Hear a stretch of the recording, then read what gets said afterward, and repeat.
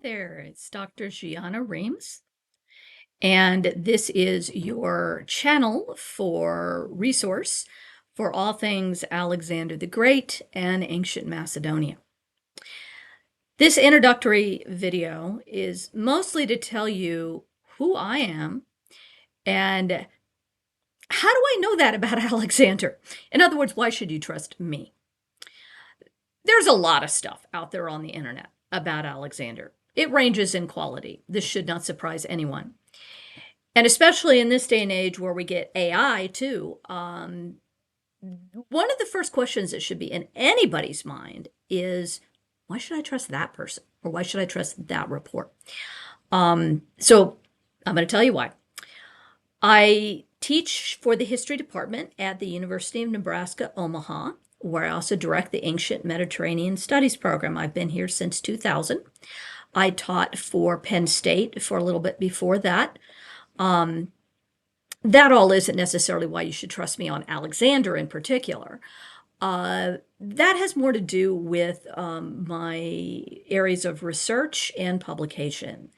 So I did graduate from Penn State in 1998, where I studied under Eugene N. Borza, or Gene Borza, who is a specialist on ancient Macedonia, and so am I. That is where I publish articles, book chapters, even a little historical fiction, which I'll get to at the end of this video.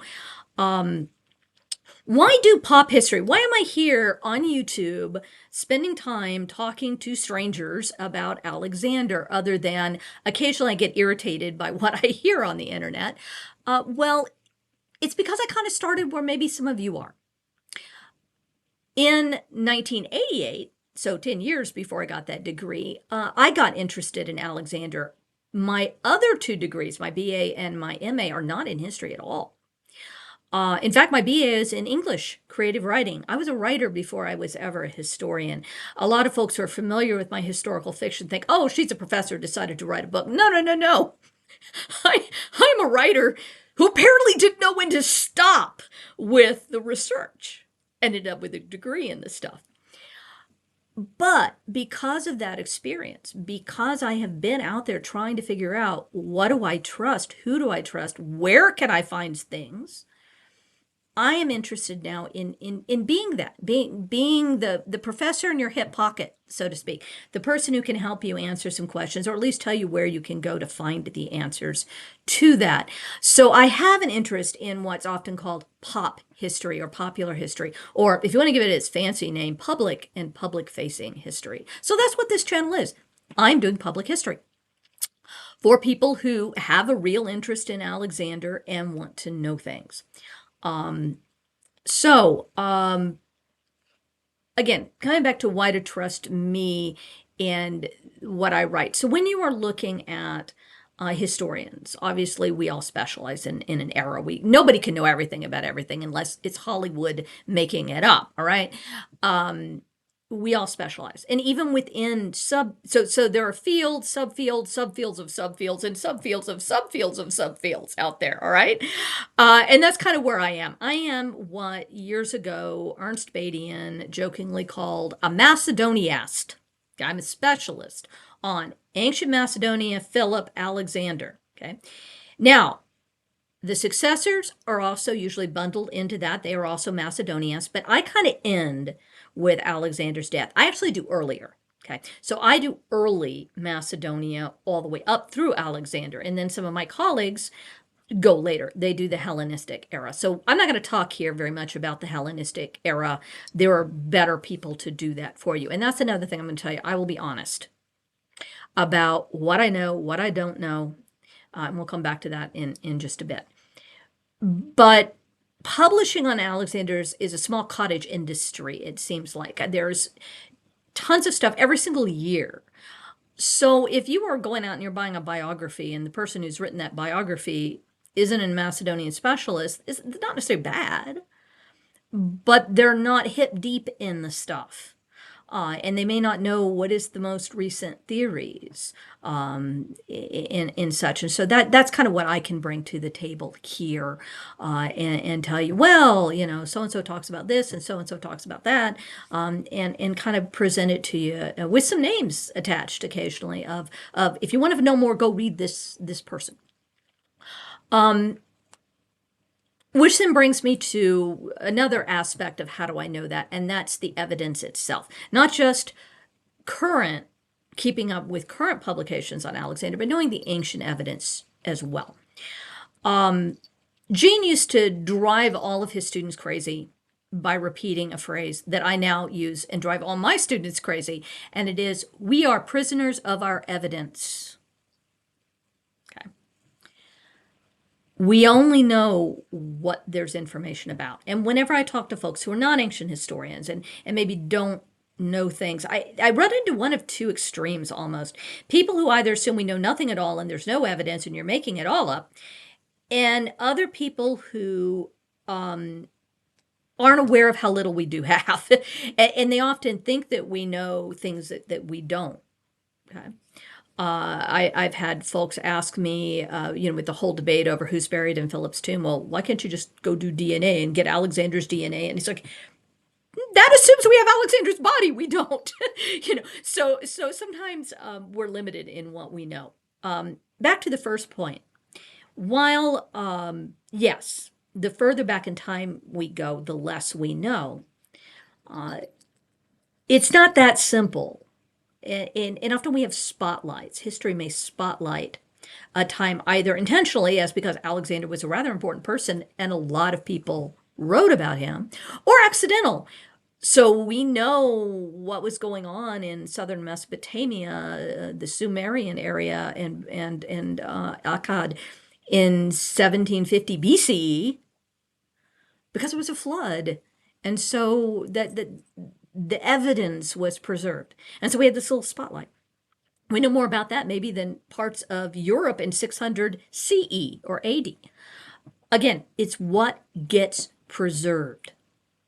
And so whenever I'm talking to you, not only do I bring the modern research, but also the ancient. And so we have written evidence, we have artistic or visual evidence, and then we have archaeological or material evidence. So we'll be looking at those, and I'll talk more about those again in detail later. But just to give you a sense, all evidence is biased. That isn't to say people are trying to deceive you, whether they're moderns or ancients or somewhere in between. It has to do with this funky little word, historicity. What does that mean? Okay. We're all born at a particular place in a particular time, speaking a particular language, from a particular culture, family background. All of these things mold who we are. And ironically, maybe, the best way to get out of that is to recognize what we are and what we are bringing in, right? So we're all a little bit biased. The past is a foreign country. Okay? Even if you are a modern Greek, you're not an ancient Macedonian. And we have to try to bridge that gap. And so all of this analysis of the ancient sources and modern sources too is something called historiography. And so we will talk periodically about historiography and why it matters to you and why that's really important to how I know what I know about Alexander or Macedonia or Philip or anything else. So you can kind of see behind me some of the books that I have. There are a lot of articles, more articles.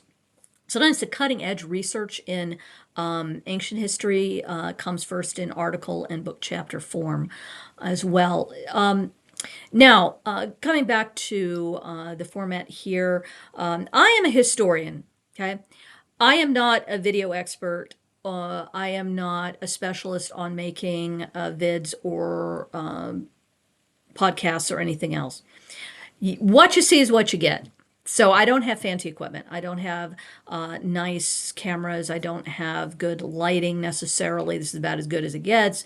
And sometimes I know there's reflection and glare on my glasses and such. I can take them off. There you go.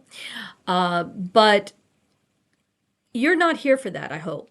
I hope you're not here for the shiny. I hope you're here for the content, and that's what I'm going to bring to the table. For now, at least, this video is free. I kind of came over. I actually started back when my publisher ordered me on social media, and kind of found a home on Tumblr where I could write things. And then they said, well, you should go do some TikToks. So I did some TikToks. TikTok's too short. So I've been thinking for a while about coming over to YouTube.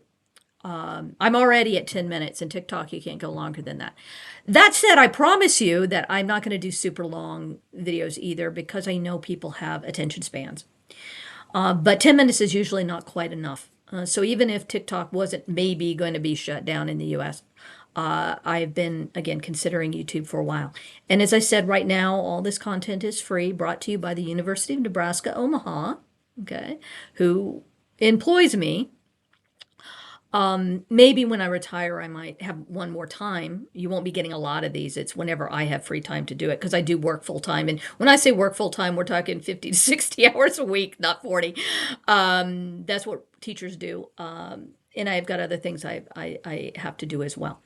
But for now, it is free.